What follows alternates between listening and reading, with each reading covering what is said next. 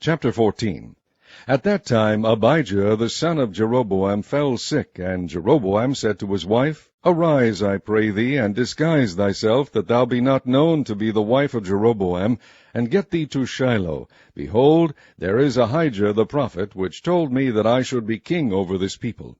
And take with thee 10 loaves, and cracknels, and a cruse of honey, and go to him. He shall tell thee what shall become of the child.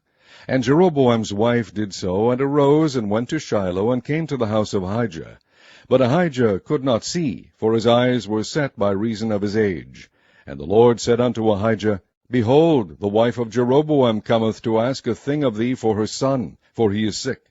Thus and thus shalt thou say unto her, For it shall be, when she cometh in, that she shall feign herself to be another woman. And it was so, when Ahijah heard the sound of her feet, and she came in at the door, that he said, Come in, thou wife of Jeroboam. Why feignest thou thyself to be another? For I am sent to thee with heavy tidings. Go tell Jeroboam, Thus saith the Lord God of Israel, Forasmuch as I exalted thee from among the people, and made thee prince over my people Israel, and rent the kingdom away from the house of David, and gave it thee, and yet thou hast not been as my servant David, who kept my commandments, and who followed me with all his heart, to do that only which was right in mine eyes, but hast done evil above all that were before thee, for thou hast gone and made thee other gods, and molten images, to provoke me to anger, and hast cast me behind thy back.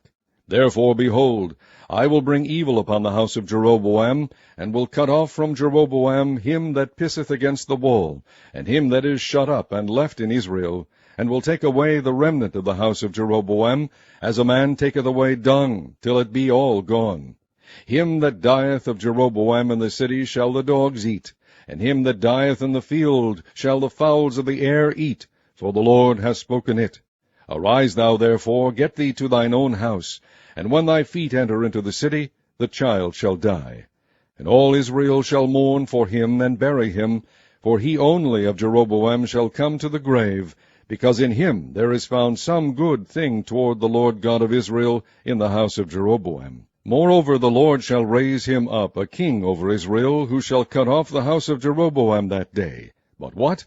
Even now. For the Lord shall smite Israel, as a reed is shaken in the water, and he shall root up Israel out of this good land which he gave to their fathers, and shall scatter them beyond the river, because they have made their groves, provoking the Lord to anger. And he shall give Israel up because of the sins of Jeroboam, who did sin, and who made Israel to sin. And Jeroboam's wife arose and departed, and came to Tirzah, and when she came to the threshold of the door, the child died. And they buried him, and all Israel mourned for him, according to the word of the Lord, which he spake by the hand of his servant Ahijah the prophet. And the rest of the acts of Jeroboam, how he warred, and how he reigned, behold, they are written in the book of the chronicles of the kings of Israel. And the days which Jeroboam reigned were 22 years, and he slept with his fathers, and Nadab his son reigned in his stead.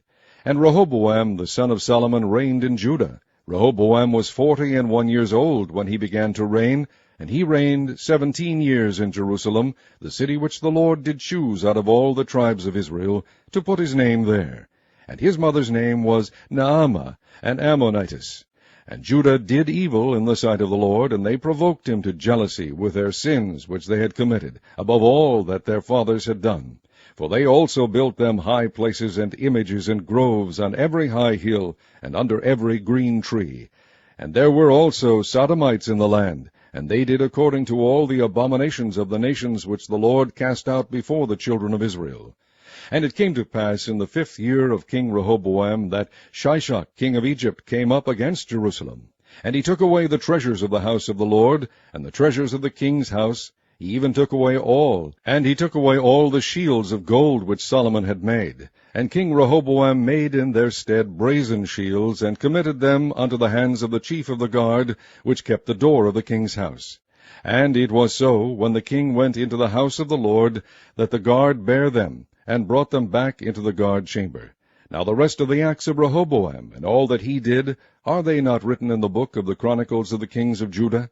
And there was war between Rehoboam and Jeroboam all their days, And Rehoboam slept with his fathers, and was buried with his fathers in the city of David. And his mother's name was Naamah, an Ammonitess. And Abijam his son reigned in his stead.